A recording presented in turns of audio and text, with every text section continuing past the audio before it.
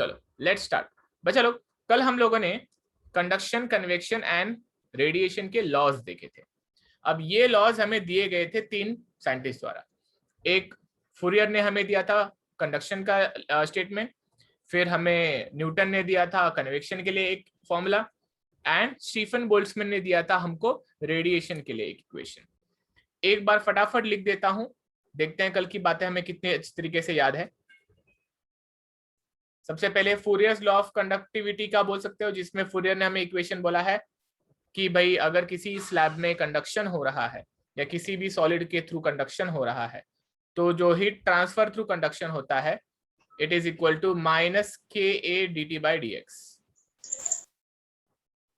Shortcut में लिखेंगे अभी, minus K A d T by d x, जहां पे क्यू जो होता है वो होता है heat transfer rate due to conduction. Okay, heat transfer rate by conduction. K होता है थर्मल कंडक्टिविटी, इसे कहते हैं कोएफिशिएंट ऑफ कंडक्शन। ए होता है area of cross section, dt होता है टेम्परेचर डिफरेंस, एंड dx होता है थिकनेस ऑफ दिस स्लैब। मतलब अगर मुझे एक स्लैब लेना हो, अगर मैं एक स्लैब ले लेता हूं, if this is a slab, okay. अच्छा, कई लोगों को अगर स्लैब नहीं समझता रहेगा तो slab is simply a wall. इसको अगर मैं ऐसे दिखा दूं तो now this is like a slab.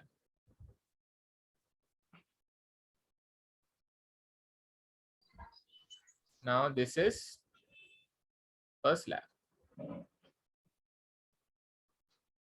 Okay, ये स्लैब में इसका जो थिकनेस है, ओके, ये जो थिकनेस है, ये थिकनेस हो जाएगा dx, या इसको मैं l थिकनेस ले लेता हूं।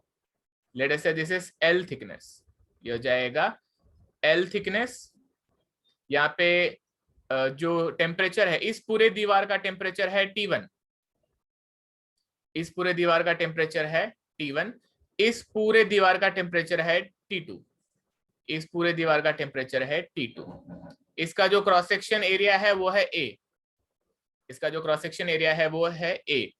थर्मल कंडक्टिविटी बेसिकली एक मटेरियल प्रॉपर्टी होती है, हर मटेरियल का अपना थर्मल कंडक्टिविटी होता है। के जो है कोएफिशिएंट ऑफ कंडक्शन, ये थर्मल कंडक्टिविटी मटेरियल प्रॉपर्टी होती है। जो अच्छा कंडक्टर होता है उसका के ज्यादा होता है, जो बुरा कंडक्टर होता है उसका के कम होता है। तो ये के मटेरियल प्रॉपर्टी होती है। ओके, ये के हो जाता है material property of a conductor, जिसमें से कंडक्शन हो रहा है, इसमें से हीट फ्लो हो रहा है। तो हम दिखा सकते हैं कि भाई हीट ऐसे जा रहा है। Let us say heat is going normal to the cross section, कुछ इस तरह से। क्यों इस तरह जा रहा है? Because T1 is more than T2, T1 is more than T2 and heat flow is always towards lower temperature. Heat flow हमेशा लोअर टेम्परेचर की तरफ होता है। ये फॉर्मूला और ये स्लैब अगर लगाना हो, ओके, ये फॉर्मूला और ये स्लैब अगर आपको लगाना हो तो कैसे लगेगा? अभी यहाँ पे मैं क्या करूंगा, दोनों डिफरेंशियल फंक्शन को अलग अलग तरफ ले लूं। अगर मतलब मैं इसको ऐसे लिख दूं, क्या dx को एक तरफ ले लेता हूं, dx को एक तरफ लिखता हूं, minus K A by Q को साथ में लिख देता हूं, और dt को एक तरफ लिख देता हूं। मैंने क्या किया, मैंने q को नीचे ले लिया, dx को एक तरफ ले लिया और dt को एक तरफ ले लिया। एक डिफरेंशियल फंक्शन लेफ्ट साइड में, एक डिफरेंशियल फंक्शन राइट साइड में। अभी dx मतलब क्या? dx is basically nothing but thickness along with the heat is flowing. तो यहाँ पे dx मतलब यहाँ पे हो जाएगा x की वैल्यू 0 आ जाएगी और यहाँ पे x की वैल्यू l आ जाएगी। और जहाँ पे x की वैल्यू 0 है वहां पे टेम्परेचर की वैल्यू T1 है, और जहाँ पे x की वैल्यू l है वहां पे टेम्परेचर की वैल्यू T2 है। ओके, के थर्मल कंडक्टिविटी होती है वो कांस्टेंट होती है, कि थर्मल कंडक्टिविटी मटेरियल प्रॉपर्टी है, वो थ्रू आउट मटेरियल की कांस्टेंट रहती है। Area of cross section, area of cross section अगर आप देखोगे तो जो स्टार्टिंग में एरिया ऑफ क्रॉस सेक्शन है वही area of cross section last में भी है। मतलब T1 पे जो एरिया ऑफ क्रॉस सेक्शन है T2 पे भी वही एरिया ऑफ क्रॉस सेक्शन है। तो area of cross section also starting से लेकर एंड तक सेम है, कि material property constant, A area of cross section constant, and Q is called as कोई हीट ट्रांसफर रेट। बच्चा लोग, heat transfer rate is like, अगर आपको समझ में आता है तो मास फ्लो रेट अगर आपको याद हो तो हमने सीखा था कंटिन्यूटी में कि mass flow rate always remains constant. इसका मतलब होता है जितना एंट्री मारेगा उतना एग्जिट मारेगा। ये लाइन समझता है? जितना एंट्री मारेगा उतना एग्जिट मारेगा। ये लाइन समझ में आता है? जितना एंट्री मारेगा उतना एग्जिट मारेगा। इसका मतलब है कि जितना मास, जितना kilo joule per second of heat इस क्रॉस सेक्शन में एंटर करेगा, उतना ही kilo joule per second of heat इस क्रॉस सेक्शन से एग्जिट करेगा। अगर ऐसा ना हो, अगर यहां से ज्यादा एंटर कर रहा है, यहां से कम एग्जिट मार रहा है, इसका क्या मतलब है? इससे क्या होगा? स्लैब का टेम्परेचर बढ़ेगा। स्लैब में अक्यूमुलेशन होगा, बराबर? हाँ सर। अच्छा, मतलब अक्यूमुलेशन, स्लैब का इंटरनल एनर्जी बढ़ेगा ना। परफेक्ट। अगर अक्यूमुलेशन हो रहा है तो अक्यूमुलेशन भी एक लिमिट तक हो सकता है। हाँ, कोई भी उसके चीज बाद में वो अगर मेल्ट हो सकता अक्यूमुलेशन, है। परफेक्ट, अक्यूमुलेशन तो एक लिमिट तक ही होता है, उसके बाद में तो आगे जाना ही पड़ेगा। हाँ इट्स सर। इट्स लाइक अगर एक मान लो पाइप है, इधर एक टैंक है, ओके, एक पाइप है, इधर एक टैंक है, और इधर एक पाइप लगा दिया है। अगर पानी यहां से गिर रहा है तो पानी पहले अगर इसको भर रहा है, तो कई लोग क्या सोच सकते हैं कि पानी यहां से आएगा, यहाँ पे जाएगा, लेकिन साथ साथ पानी यहाँ पे भरता भी रहेगा। भाई साहब, पानी एक लिमिट तक ही भरेगा, इसमें पानी इसके भरने तक ही भरेगा। उसके बाद में जब ये फुल हो जाएगा तो अल्टीमेटली जितना एंट्री मारेगा उतना एग्जिट मारना ही पड़ेगा, क्योंकि अब वो उससे ज्यादा स्टोर नहीं कर सकता। सही बात है? हाँ exactly we will not deal with anything जहां पे वेरिएशन हो, अनस्टेबिलिटी हो। हम वहीं पे डील करेंगे जहां पे ऐसी स्टेबिलिटी होगी कि जितना एंट्री मार रहा है उतना एग्जिट मारेगा, जितना एंट्री मार रहा है उतना एग्जिट मारेगा। हम लिमिटेड सोर्स ऑफ एनर्जी के साथ अभी इधर कुछ भी चीजें सीखने वाले नहीं है। हम यहाँ पे बिल्कुल भी कोई भी टॉपिक ऐसा नहीं पढ़ेंगे जहां पे समय के साथ टेम्परेचर T1 चेंज होगा या T2 चेंज होगा। क्या ये बात क्लियर हो गई? हाँ सर। T1 और T2 चेंज नहीं होगा, और अगर T1 और T2 चेंज नहीं होगा तो जितना एंट्री मारेगा उतना एग्जिट मारेगा ही मारेगा, जितना एंट्री मारेगा उतना एग्जिट मारेगा ही मारेगा, क्योंकि वहां पे एक स्टेबिलिटी है, वहां पे टेम्परेचर की एक स्टेबिलिटी है। इसका मतलब वो भरना, पूरी तरह से सैचुरेट हो जाना, वो सब हो चुका है। अब उसके बियॉन्ड जितना एंट्री मारेगा उतना एग्जिट मारेगा ही मारेगा। क्या ये बात अभी एकदम क्लियर हो गई? मैं आपको कुछ लाइफ में कुछ एग्जांपल्स देता हूं, याद रखना। ये कई बच्चे लोग सोचते नहीं है। जैसे कि अगर कोई टरबाइन पढ़ रहे हो, कोई पंखा पढ़ रहे हो, तो पंखे को जब आप बटन चालू करते हो तो पंखा 0 स्पीड से एक मैक्स स्पीड तक पहुंचता है, तो वहां पे स्पीड में चेंज आता है। लेकिन पंखे का एक मैक्स स्पीड रीच करने के बाद में पंखा रोटेट्स एट यूनिफॉर्म स्पीड, बराबर? हाँ सर। उसको स्टेबिलिटी बोलते हैं, उसको स्टेबिलिटी। तो we will never analyse the पंखा 0 से लेके उसके मैक्स तक, वी विल एनालाइज द पंखा फॉर दैट मैक्स स्पीड, कि भैया उतने मैक्स स्पीड पे उसको कितना बिजली देना पड़ेगा तो हमारा काम होएगा। समझ में आया? हाँ सर। ऐसे ही सर मतलब स्टेडी स्टेट अटेंड करने के yes, बाद अपन करेंगे। Stability is nothing but steady state. हम एनालिसिस कभी भी स्टेडी स्टेट का ही कंसीडर करते हैं। अच्छा, तो फिर कई बच्चे बोलेंगे फिर वो बाकी के स्टेट, भाई उसका भी कर सकते हैं, लेकिन वो स्टेडी स्टेट में ऑलरेडी बहुत वेरिएशंस है, बहुत सारे कंसेप्ट है, तो पहले उसे सीखा जाता है। जब उसके फंडे आपके क्लियर हो जाते हैं तब जाके आप रियल लाइफ में वो अनस्टेबिलिटी के बारे में स्टडी करते हो, अनस्टेडी स्टेट के बारे में स्टडी करते हो। जैसे थर्मोडायनेमिक्स में हम सिर्फ आइडियल और रिवर्सिबल के बारे में ही पूरे सिलेबस में पढ़ाई करते हैं। इसका ये मतलब नहीं है कि रियल और इरिवर्सिबल एग्जिस्ट नहीं करते, करते हैं, लेकिन हम पहले आइडियल और रिवर्सिबल जब समझ जाते हैं तो हम बहुत सारे वेरिएशंस और बहुत सारे प्रॉपर्टीज के कंसेप्ट अपने दिमाग में क्लियर कर लेते हैं।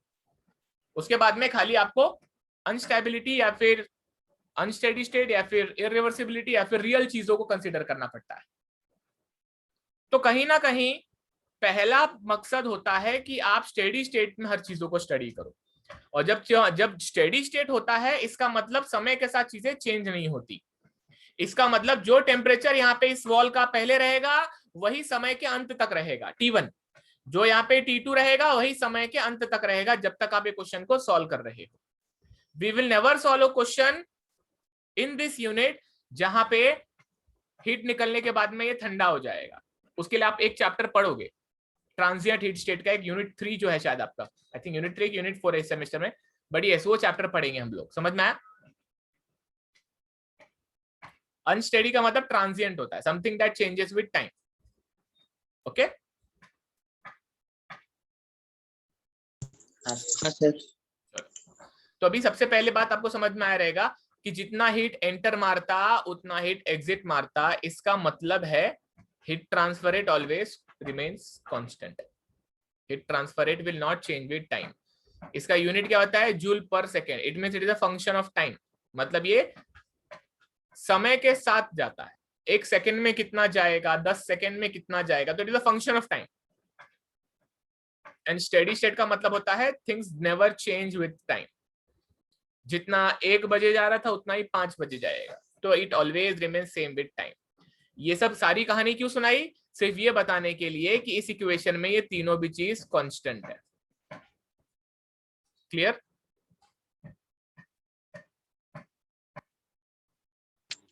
हाँ सर। ओके, कांस्टेंट कैसे है? कि मटेरियल प्रॉपर्टी है, एरिया ऑफ क्रॉस सेक्शन जो शुरू में वही लास्ट में है, इसलिए एरिया भी कांस्टेंट है। और Q will always remain constant. अच्छा, अब आपको अगर समझा दूं तो अगर ये स्लैब शायद मोटा होता, अगर ये स्लैब अगर इतना मोटा होता तो शायद क्यू की वैल्यू कम होती, लेकिन जो कम वैल्यू होती वही होती। अगर स्लैब थोड़ा सा पतला होता तो क्यू की वैल्यू शायद ज्यादा होती, लेकिन जो ज्यादा होती वही शुरू से लेके लास्ट तक होती। मतलब एक पर्टिकुलर थिकनेस के लिए उसका flow rate will remain constant, इसलिए यहां पे हमने इसको कांस्टेंट कंसीडर किया है। Okay, now I will integrate both the sides. Integrate both sides. अगर मैं इंटीग्रेट करता हूं तो इंटीग्रेशन ऑफ dx हो जाएगा 0 से लेके l तक, है ना? x is ranging from 0 to l and minus ka upon q जो रहेगा ये कांस्टेंट है, तो इंटीग्रेशन ऑफ dt हो जाएगा t1 से लेके t2। तो integration of dx become x हो जाएगा limit 0 to l minus ka by q constant है तो वैसा का वैसा रहेगा। dt का टेम्परेचर t आ जाएगा, लिमिट आ जाएगा t1 से लेके t2, t1 से लेके t2। लिमिट्स पुट कर देंगे तो ये हो जाएगा l माइनस 0, सिंपली l बचेगा, l is equal to minus ka by q, और ये आ जाएगा t2 minus t1, t2 minus t1, minus sign अंदर लिया तो t1 minus t2, so can be written as ka by q t1 minus t2। And finally आपका q का formula क्या आ जाएगा? q का फॉर्मूला आ जाएगा ka by l t1 minus t2। सब कुछ पॉजिटिव दिख रहा है अभी?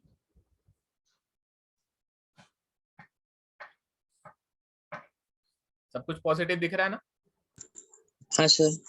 तो q, ये जो माइनस साइन था वो चला गया है, अब यहाँ पे सिर्फ पॉजिटिव वैल्यू है। तो heat flow rate is always positive not negative. हमने कल सीखा था ये फॉर कंडक्शन, और हमने एक फॉर्मूला निकाल लिया है स्लैब के लिए।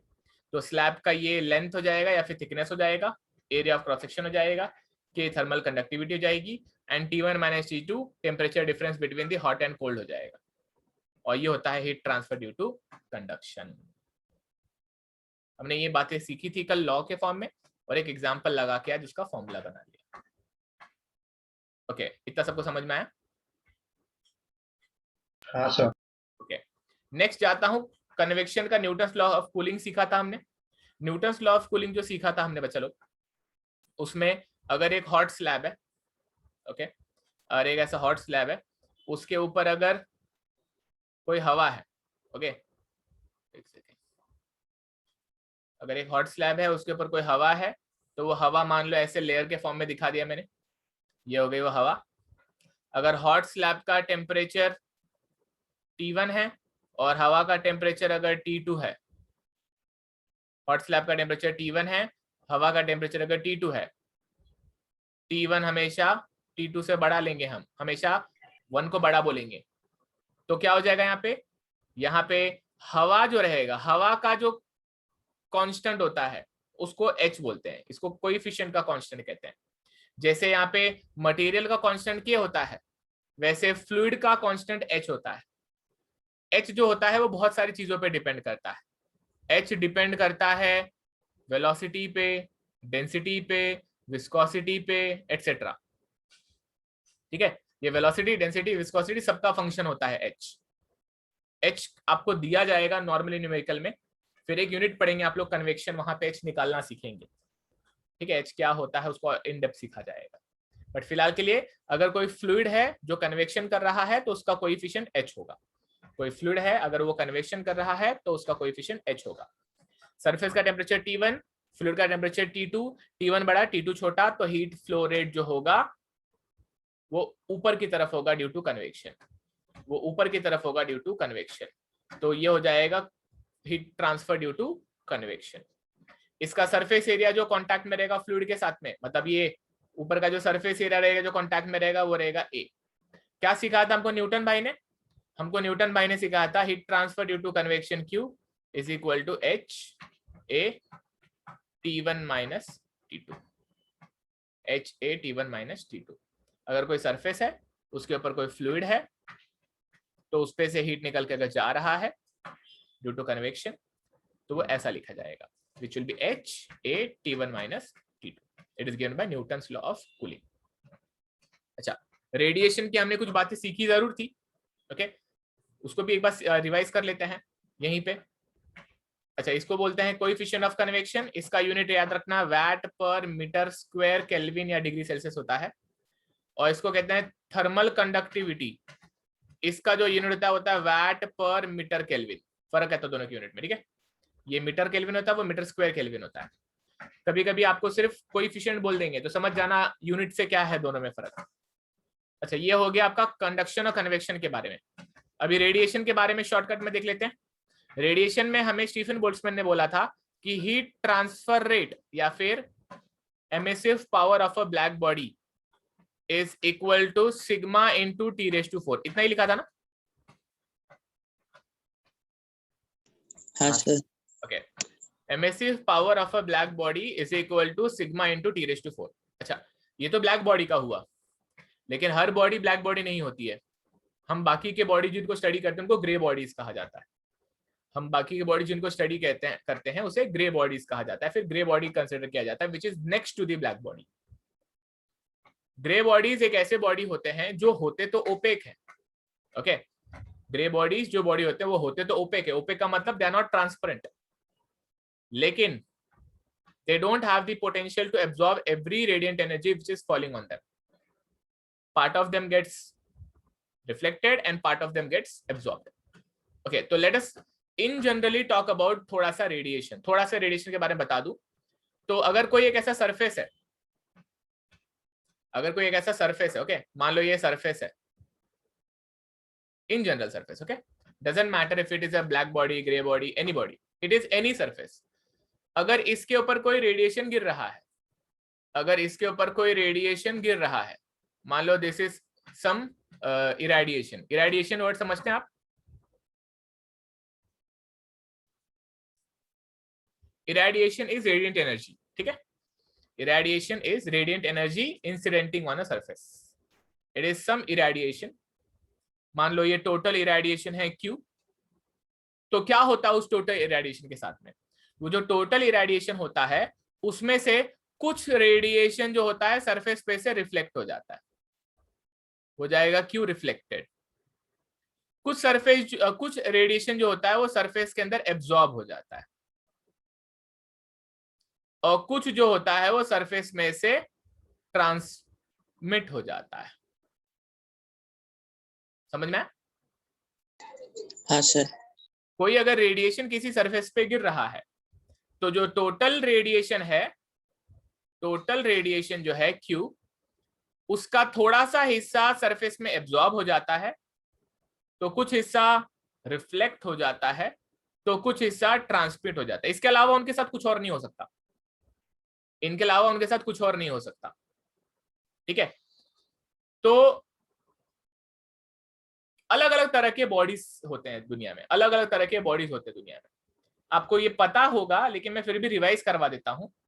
एक होता है ब्लैक बॉडी, एक होता है व्हाइट बॉडी, एक होता है ओपेक बॉडी, एक होता है ट्रांसपेरेंट बॉडी,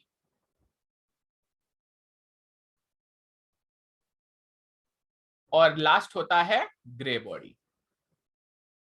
इसके अलावा कोई नाम अगर आपने सुना रहेगा तो फिर उसको भूल जाना। Black, white, opaque, transparent and grey, ऐसे अलग अलग प्रकार के बॉडीज होते हैं, ऐसे अलग अलग प्रकार के जनरलाइज बॉडीज होते हैं। अच्छा, इनकी सर खासियत रिफ्लेक्टिंग नहीं होता? क्या डियर? रिफ्लेक्टिंग उसको व्हाइट बॉडी बोलते हैं, ठीक है। ओके, ब्लैक बॉडी की खासियत क्या है? ब्लैक बॉडी की खासियत ये होती है कि उसका जितना भी रेडिएशन उस पर गिरता है सारा के सारा एब्जॉर्ब हो जाता है। मतलब वहां पे Q reflection and Q transmission is 0। Black body की खासियत क्या है? जितना गिरता है सब एब्जॉर्ब हो जाता है। व्हाइट बॉडी की खासियत क्या है? White body is a body जिसका काम मिरर की तरह होता है, जितना भी उस पर गिरता है सारा के सारा रिफ्लेक्ट हो जाता है, उसमें ना कोई एब्जॉर्ब होता है और ना कोई ट्रांसमिट होता है, सिर्फ रिफ्लेक्ट, पूरा एनर्जी को रिफ्लेक्ट कर देता है। ओपेक बॉडी क्या करता है? ओपेक बॉडी में जो टोटल रेडिएशन है या तो वो एब्जॉर्ब भी हो सकता है या तो वो रिफ्लेक्ट भी हो सकता है, लेकिन उसमें से ट्रांसमिट कुछ भी नहीं होता, उसमें से ट्रांसमिट कुछ भी नहीं होता ओपेक बॉडी। ट्रांसपेरेंट बॉडी ठीक विपरीत होती है, जितनी भी रेडिएशन उस पर गिरती है सारे के सारे ट्रांसमिट हो जाती है, सारे के सारे ट्रांसमिट हो जाती है, उसमें ना ही कोई एब्जॉर्ब होता है और ना ही कोई उसमें से रिफ्लेक्ट होता है, उसे कहते हैं transparent body. And grey body जो होता है उसकी खासियत होती है it is like an opaque body. Okay, grey body is like an opaque body, तो ठीक, that is one thing very clear. But grey body की खासियत होती है जितना भी उसमें एब्जॉर्ब होता है उतना पूरा के पूरा उसमें से एमिट होता है, जितना भी उसमें एब्जॉर्ब होता है उसमें पूरा का पूरा एमिट होता है। इसका मतलब है आपको अगर मैं ग्रे बॉडी के बारे में बोलूं तो दो टर्म्स मैं यहाँ पे लिखूंगा बट उसको पहले डिफाइन कर दूं, ठीक है, लिखूंगा बट उसको पहले डिफाइन कर देता हूं। जैसे कि ये सारे बात आपको समझ गए रहेंगे। ब्लैक बोला तो सारा एब्जॉर्ब, व्हाइट बोला तो सारा रिफ्लेक्ट, ट्रांसपेरेंट बोला तो सारा ट्रांसमिट, ओपेक बोला तो ट्रांसमिट कुछ भी नहीं होगा लेकिन एब्जॉर्ब और रिफ्लेक्ट सारे हो जाएंगे। ये चारों पॉइंट क्लियर है? हाँ सर। बाकी लोग, सब लोग को क्लियर है? हाँ सर। ओके, तो दो डेफिनेशन, डेफिनेशन के पहले मैं क्या करता हूं, मैं इसको ना डिवाइड कर देता हूं दोनों भी तरफ से by Q. If I divide them both the side by Q तो this will look like Q upon Q is equal to Q A upon Q plus Q R upon Q plus Q T upon Q. Okay, now this is like fraction, ये हो जाता है fraction of radiant energy absorbed, fraction of radiant energy reflected and fraction of radiant energy transmitted. इनको define किया जाता है as, सुना रहेगा आप लोगों ने, एब्जॉर्प्टिविटी, रिफ्लेक्टिविटी एंड ट्रांसमिटिविटी। सुना है क्या आप लोगों ने? हाँ सर। हाँ सर। है ना? The radiant energy absorbed upon total incident energy is called as absorptivity. The radiant energy reflected upon total incident energy is called as reflectivity. The radiant energy transmitted upon total incident energy is called as transmittivity. Okay, उसको tau लिखते हैं, तो tau की तरह लिख देता हूं उसको, टाउ। ओके, क्या लिखा मैंने यहाँ पे? Alpha, rho and tau. Alpha क्या है? अल्फा को कहते हैं absorptivity. Absorptivity, absorptivity is part of heat absorb upon total incident. Rho को कहते हैं reflectivity. Reflectivity, it is part of heat या radiant energy reflected upon total incident energy. Tau को बोलते हैं ट्रांसमिटिविटी। Transmittivity, okay, transmittivity. बच्चा लोग, have you heard the word emissivity? You must have. You must have, but कभी कभी हम भूल जाते हैं, तो कोई मुझे अपने लैंग्वेज में चिपकाना चाहेगा कि MSc VT क्या होता है?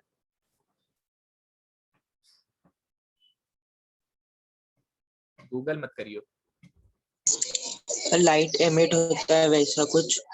Okay okay, MSc VT is denoted by epsilon. Okay, MSc VT is denoted by epsilon. MSCVT is nothing but emissive power or radiant energy which an actual body would do upon the black body emission. म्हणजे this is written as emissive power of a gray body upon emissive power of a black body.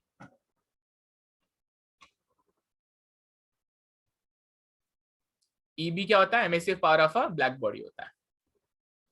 तो हर grey body अगर कोई emission कर रहा है, okay, तो उसको compare करते हैं अगर ब्लैक बॉडी से, तो उसको एमिसिविटी कहते हैं,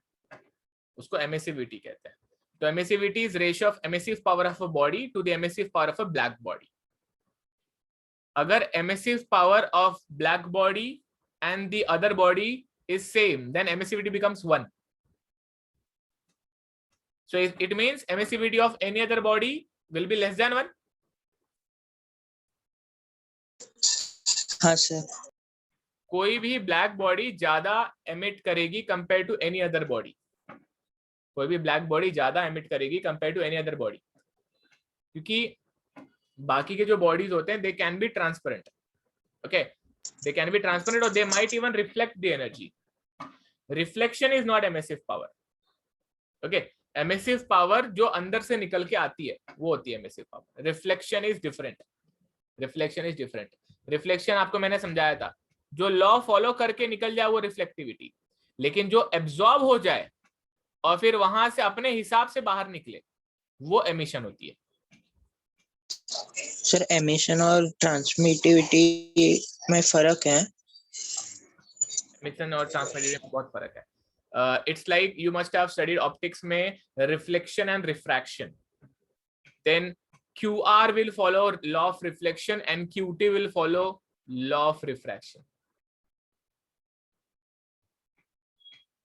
Bending.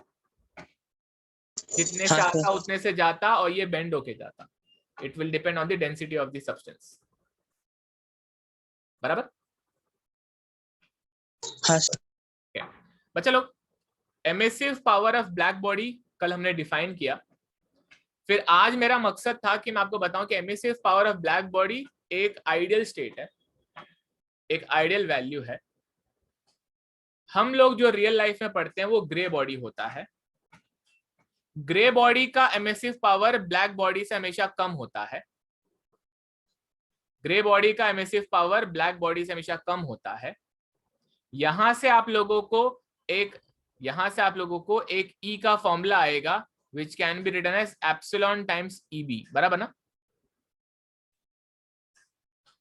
E will be epsilon times EB और EB का फॉर्मूला क्या है? Sigma T raised to 4. Sigma T raised to 4. समझ में आया?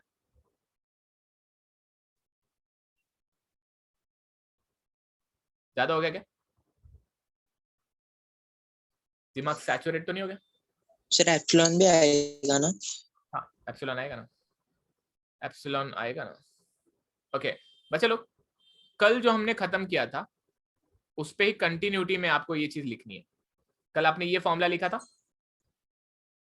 उसके नीचे अभी क्या करो, नोट बोल के, ओके, नोट बोल के पहला ये डायग्राम बनाओ, ठीक है, पहला ये डायग्राम बनाओ, फिर दूसरा ये लाइन, तीसरा ये लाइन लिखो, चौथा ये पार्ट लिखो पूरा, चौथा ये पार्ट लिखो पूरा, ये पांचवा लिखो, ठीक है, और ये सिक्स्थ पार्ट लिखो, और ये सिक्स्थ पार्ट लिखो.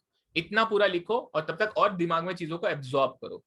हम फिर से बातें कंटिन्यू करेंगे. शुरू करो. अच्छा लोग, ये सब होने के बाद में खाली ग्रे बॉडी के बारे में बता देता हूँ. ग्रे बॉडी एक ओपेक बॉडी होता है, ठीक है, और आपको मालूम है कि ओपेक बॉडी की क्या खासियत है. ओपेक बॉडी की खासियत होती है कि उसमें से कुछ भी ट्रांसमिट नहीं होता, मतलब उसका QT 0 होता है, पहली बात. और दूसरी बात, इसमें जितना भी एब्जॉर्ब होता है पूरा के पूरा, जो भी ये एब्जॉर्ब करता है पूरा के पूरा ये एमिट करता है, इसलिए इसका absorptivity is equal to emissivity. इसका absorptivity is equal to emissivity. इसके ऊपर एक लॉ है जिसको किरचॉफ्स लॉ कहते हैं। रेडिएशन जब चैप्टर पढ़ेंगे तो उस पर डिस्कशन करेंगे। बट ग्रे बॉडी की खासियत क्या होती है? जितना भी एब्जॉर्ब करता है पूरा छोड़ता है। ब्लैक बॉडी की भी यही खासियत होती है, जितना भी एब्जॉर्ब करता है पूरा छोड़ता है। फर्क क्या है फिर ब्लैक बॉडी ग्रे बॉडी में? रिफ्लेक्ट नहीं होता ब्लैक में। परफेक्ट। ब्लैक में रिफ्लेक्ट नहीं होता है, ग्रे में रिफ्लेक्ट होता है, बस इतना ही फर्क है। ओके, नेक्स्ट टू आइडियल है ये, नेक्स्ट टू आइडियल है। ठीक है, इतना लिख लो, इतना लिख लो। ये emissive power of grey body है। हम लोग जब न्यूमेरिकल करेंगे ना तब मैं इस फॉर्मूला को चेंज करूंगा, बट अभी नहीं चेंज करूंगा इसको। ठीक है, इतना ही टॉपिक लिख के 6 पॉइंट तक रुक जाएंगे इस टॉपिक मतलब रेडिएशन को लेके। बाकी फिर हम लोग जब इस पे न्यूमेरिकल करेंगे इस चैप्टर में तब ये फॉर्मूला को मैं थोड़ा बहुत चेंज करूंगा, अभी कुछ भी नहीं करेंगे इसको। इतना ही रेडिएशन के बारे में पढ़ना इनफ है यूनिट 1 के लिए। It is like a revision of your बचपन का रेडिएशन। ओके, इतना हो जाता है अगर, तो मैं नेक्स्ट पेज पे जो मैंने लास्ट पेज पे एक चीज लिखा है स्लैब के बारे में, बस टाइटल डालो conduction through slab, conduction through slab. Okay, conduction through slab title डालो और मैंने जैसा लिखा है पूरा लिख दो।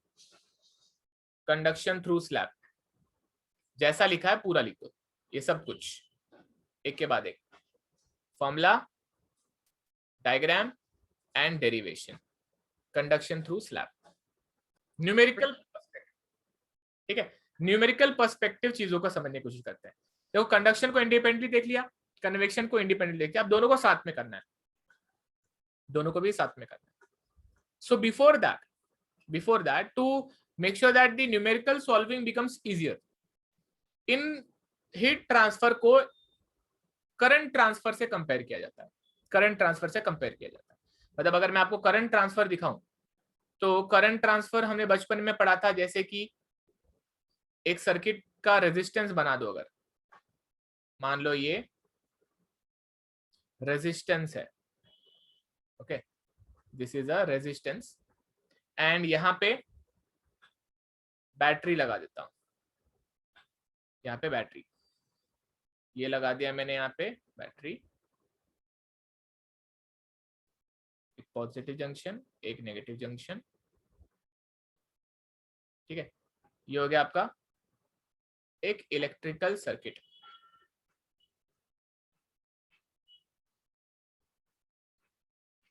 ये एक रेजिस्टेंस है, ठीक है, और ये बैटरी है, तो बैटरी के वजह से पोटेंशियल डिफरेंस तैयार किया जाता है, वोल्टेज, है ना। बैटरी की वजह से पोटेंशियल डिफरेंस क्रिएट होता है जिसको वोल्टेज कहते हैं।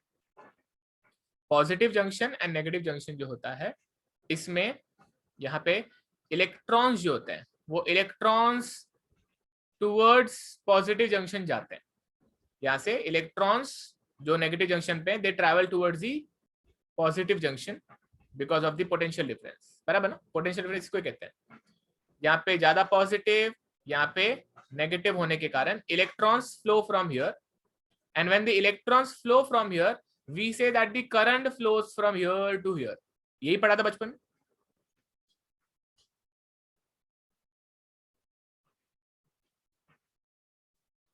हमें याद नहीं रहता, हमने पढ़ा तो था ये लेकिन हमें याद नहीं रहता है, कई बार हम भूल जाते हैं। ये बचपन में हमने सीखा रहता है कि current flow and electron flow are in opposite direction. ठीक है, तो वो चीज के बारे में नहीं सोचेंगे आज, मेरा वो मकसद नहीं है। हम सिर्फ करंट फ्लो पे फोकस करें। तो अगर पोटेंशियल डिफरेंस क्रिएट किया जाए किसी रेजिस्टेंस में, पोटेंशियल डिफरेंस क्रिएट किया जाए किसी रेजिस्टेंस में, तो उसमें से करंट फ्लो होता है। और ओहम्स लॉ क्या बोलता है? V इक्वल टू IR, है ना, इसी को बोलते हैं अपन ओहम्स लॉ। ओहम्स लॉ बोलता है V इक्वल टू IR। तो यहाँ पे इस इक्वेशन को ऐसा भी लिख सकते हैं, I is equal to V by R। अच्छा, इसमें स्टोरी क्या थी? स्टोरी ये थी कि किसी सर्किट का अगर कोई रेजिस्टेंस है और उस सर्किट में अगर आप पोटेंशियल डिफरेंस तैयार करो, उसमें अगर आप पोटेंशियल डिफरेंस तैयार करो तो उस सर्किट में करंट फ्लो होता है। इसी को कंपेयर किया जाता है हीट ट्रांसफर में बच्चों, इसी को कंपेयर किया जाता है हीट ट्रांसफर में।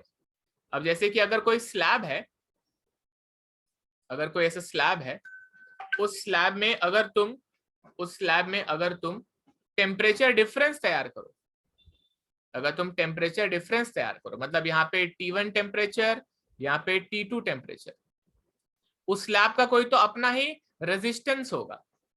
ओके, थर्मल कंडक्टिविटी बोल देता हूँ, उसका एरिया ऑफ क्रॉस सेक्शन बोल देता हूँ। उस स्लैब का अपना ही कोई तो रेजिस्टेंस होगा, है ना। जैसे कि कंडक्टर है तो रेजिस्टेंस शायद कम होगा, नॉन कंडक्टर है तो रेजिस्टेंस ज्यादा होगा। तो अगर कोई स्लैब है, उसके अगर दोनों तरफ टेम्परेचर डिफरेंस क्रिएट किया जाए तो उस स्लैब में हीट फ्लो होता है, उस स्लैब में हीट फ्लो होता है। पोटेंशियल डिफरेंस तैयार किया जाए रेजिस्टेंस में तो करंट फ्लो होता है, टेम्परेचर डिफरेंस तैयार किया जाए किसी स्लैब में तो हीट फ्लो होता है, हीट फ्लो होता है। क्या सीखा था कंडक्शन के फॉर्मूला में? कंडक्शन का फॉर्मूला था Q is equal to KA by L, T1 minus T2, यही फॉर्मूला था, है ना। इस फॉर्मूला को अगर मैं थोड़ा सा मॉडिफाई करूं तो ऐसा दिखेगा, Q is equal to T1 minus T2 upon R। ये देखो, I is equal to V by R, Q is equal to T1 minus T2 upon R, where R, अगर ऊपर का फॉर्मूला तो R is nothing but L by KA।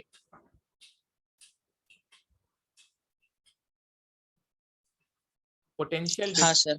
Potential difference create किया तो resistance में current flow होता, temperature difference create किया तो स्लैब के रेजिस्टेंस में हीट फ्लो होता, पोटेंशियल डिफरेंस क्रिएट किया तो करंट फ्लो होता, टेम्परेचर डिफरेंस क्रिएट किया तो हीट फ्लो होता।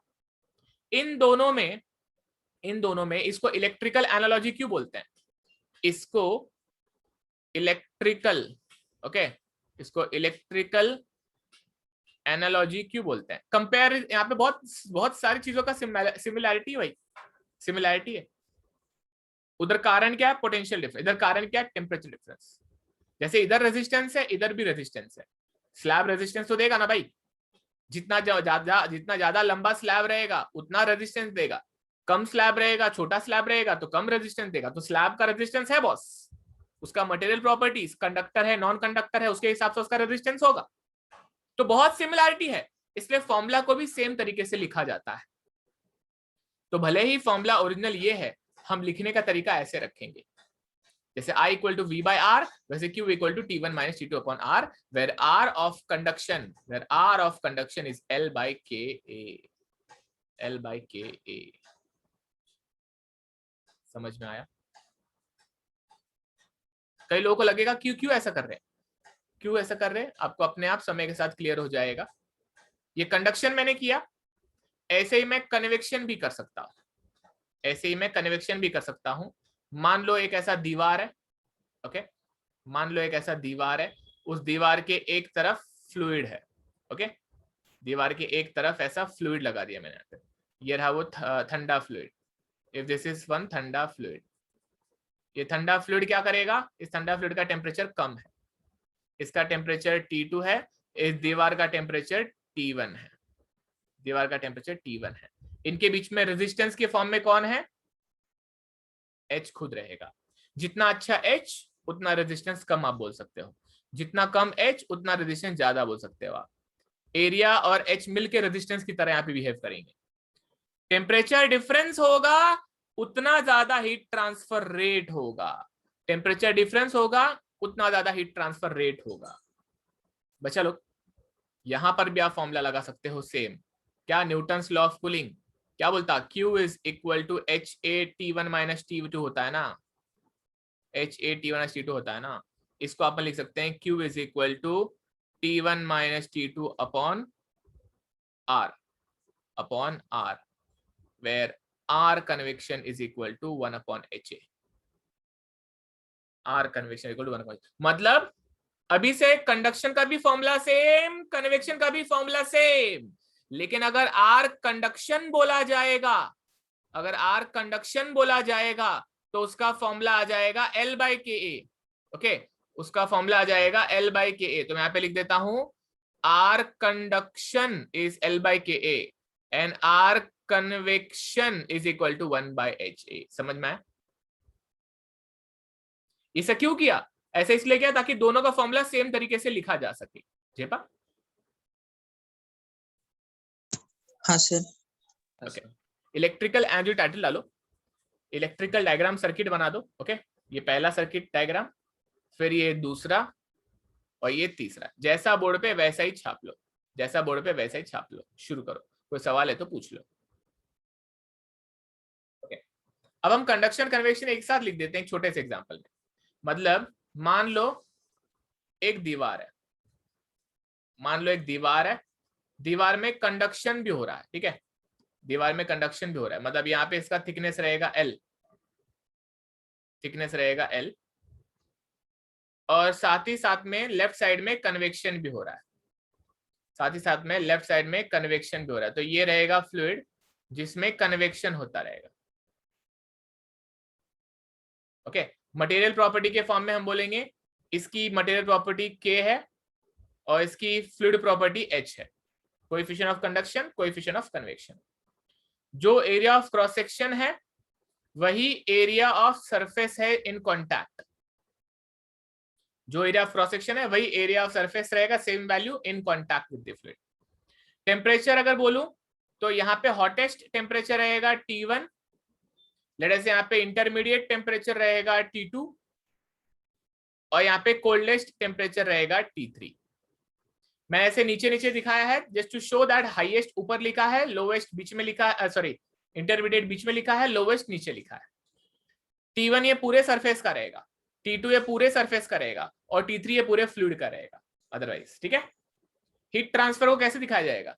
हीट यहां से आएगा। ओके, हीट कहां से आएगा? हॉट से कोल्ड जाएगा। तो ये T1 हॉट है, तो मान लो हीट यहां से आते हुए स्लैब में टेम्परेचर डिफरेंस ऐसा क्रिएट होगा एंड फ्लूइड में टेम्परेचर डिफरेंस ऐसा क्रिएट होगा एंड ये हीट ऐसे बाहर निकल के जाएगा, ये हीट ऐसे बाहर निकल के जाएगा। हीट जाएगा पूरा ऐसा बच्चों, ऐसा हीट पूरा ऐसे जाता रहेगा। ठीक है, obviously it will go normal, लेकिन टेम्परेचर डिस्ट्रीब्यूशन के फॉर्म में डायग्राम अगर बनाना हो तो मैंने वैसा बनाया है। तो यहां से हीट आएगा, इसमें से होता हुआ कंडक्ट होगा, फिर यहाँ पे कन्वेक्ट होगा और यहाँ पे बाहर निकल के चला जाएगा, यहाँ पे बाहर निकल के चला जाएगा। जितना आएगा उतना ही जाएगा, ये बात पूरे दिमाग में बिठा लो, जितना आएगा उतना ही बाहर जाएगा। ऐसा कभी नहीं होगा कि जा रहा कम आ रहा जास्ती, ऐसा कभी भी नहीं होगा, किसी भी केस में नहीं होगा। आप इसके बारे में और सोचना और अच्छे अच्छे डाउट तैयार करना अगर पूछने की इच्छा हो तो, लेकिन ये लाइन कभी मत भूलना, जितना आता उतना जाता, जितना आता उतना इसमें से गुजरेगा, उतना इसमें से गुजरेगा, उतना ही बाहर जाएगा। It is not about the magnitude of total heat, it is about the heat flow rate. It means heat transfer per second, जितना इसमें एंटर करेगा उतना ही हीट ट्रांसफर पर सेकेंड इसमें से गुजरेगा, उतना ही हीट ट्रांसफर पर सेकेंड इधर से गुजरेगा और उतना हीट ट्रांसफर पर सेकेंड बाहर निकल के जाएगा। इट इज नॉट अबाउट इतना ही टोटल आया था और यहाँ पे टोटल गया। It is not the total quantity, it is the quantity per unit time. दिमाग के साथ खेलो अपने। इसका कभी भी इलेक्ट्रिकल सर्किट बनता है, कैसा बनेगा वो?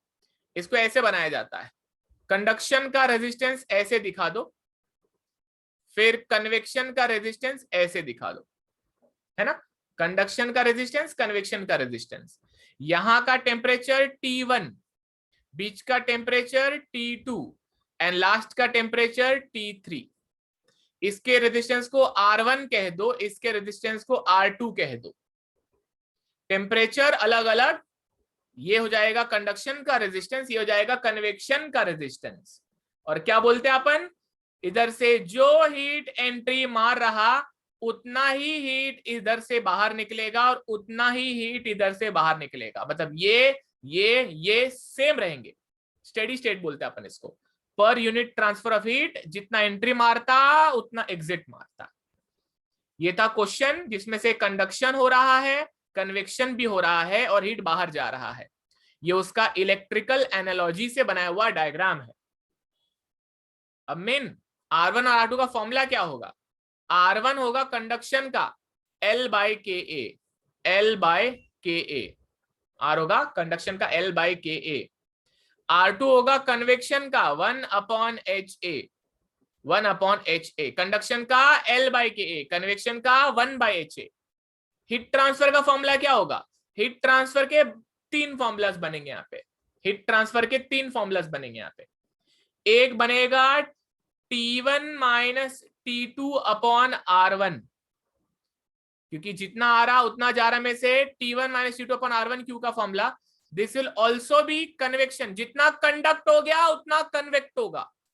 ये हो जाएगा T2 माइनस T3, ऑलवेज बड़ा माइनस छोटा, T2 minus T3 upon R2, T2 minus T3 upon R2। और इसको टोटल के फॉर्म में भी लिख सकते हैं, T1 minus T3 upon summation R, which can be written as T1 minus T2 upon R1 plus R2।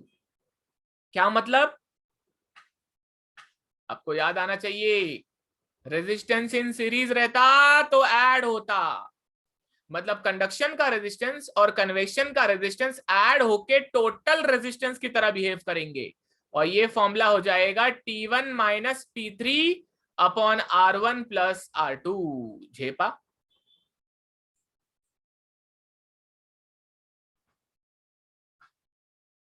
बच्चे लोग पटा गया?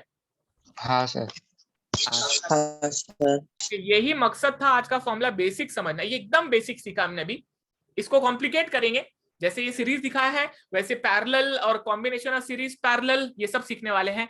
फिर उसके बाद में स्लैब के बाद में सिलेंडर और स्फीयर सीखने वाले हैं, लेकिन आज नहीं, नेक्स्ट लेक्चर से। अभी के लिए इतना छापो। And with this we are done for the day. Any doubt please proceed and ask, otherwise इसके आगे हम कुछ नहीं सीखने वाले।